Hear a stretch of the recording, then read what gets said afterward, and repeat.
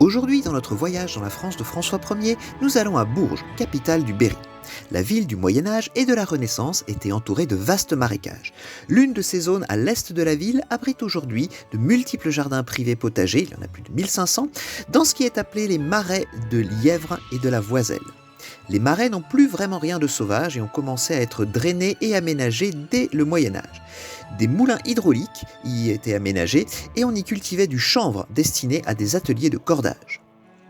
C'est au XIVe siècle que la ville devint la capitale du duché du Berry.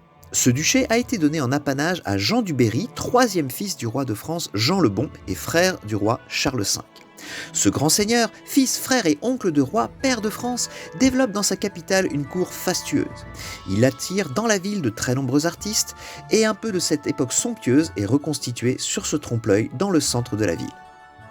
Pendant les troubles de la guerre de Cent Ans, le dauphin, futur Charles VII, a trouvé refuge à Bourges et utilise l'administration mise en place par son grand-oncle, le duc de Berry, pour pouvoir reprendre le contrôle de son royaume.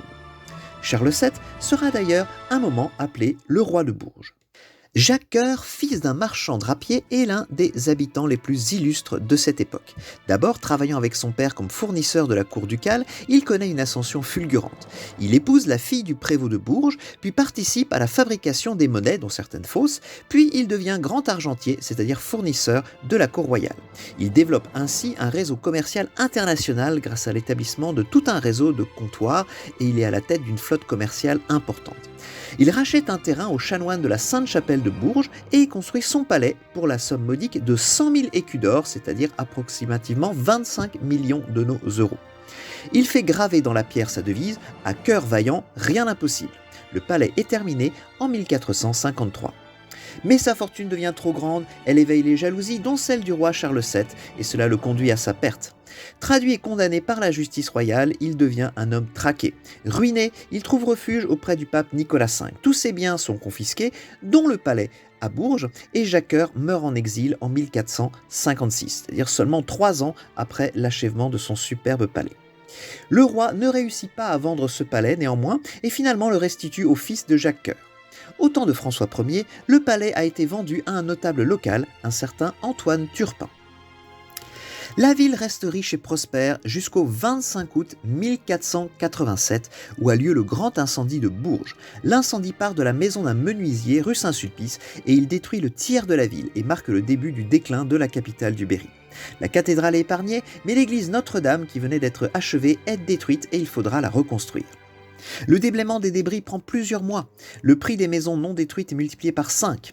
Le marché étant détruit, les marchands présents habituellement dans les différentes foires de Bourges préfèrent aller désormais aux foires de Troyes, qui d'ailleurs subira aussi un incendie quelques années plus tard. Le roi Charles VIII accorde une aide énorme de 23 000 livres, mais qui est entièrement consacrée à la construction d'un palais fastueux destiné à héberger l'hôtel des échevins et non à aider véritablement les habitants. L'hôtel est toujours là aujourd'hui, transformé en musée d'art. Au moment de ma visite, disons que l'œuvre exposée dans la cour ne faisait pas vraiment honneur au lieu. D'autres incendies toucheront Bourges en 1491, celui-là sera arrêté très vite à temps. Il y aura aussi un autre incendie en 1508, en 1538 et également en 1559, à la fin du règne du fils de François Ier, Henri II, détruisant à nouveau une partie significative de la ville.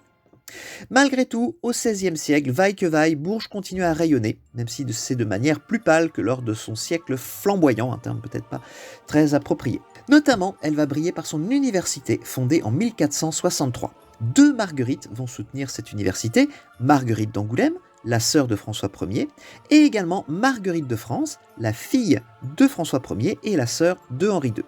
Les 2 Marguerites sont intéressées par la réforme protestante et sont aussi des protectrices de poètes. Elles vont inciter notamment la municipalité à engager des professeurs de renom tels que Andrea Alciato, dit Alcia, un Italien de la région de Milan arrivé à Bourges en 1529, et également Jacques Cujas. Ce sont 2 représentants du courant humaniste juridique. Andrea Alciato comptera à Bourges un certain Jean Calvin parmi ses élèves. Le grand édifice religieux de la ville est la cathédrale Saint-Étienne. Elle a été consacrée en 1324.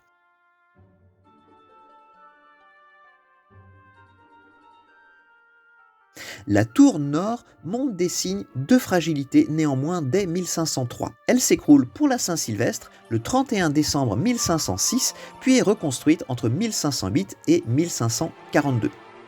Elle est surnommée la Tour du Beurre. Pourquoi? Eh bien parce qu'elle a été financée au moyen des sommes versées par les fidèles riches de Bourges pour obtenir l'autorisation de manger du beurre pendant le carême, d'où le nom Tour du Beurre. Bourges est donc une ville à visiter, et pas seulement pour sa cathédrale et son palais Jacques-Cœur. Il y a beaucoup de beaux bâtiments médiévaux ou Renaissance, comme ici le tribunal des prud'hommes, que vous découvrirez au fil des rues.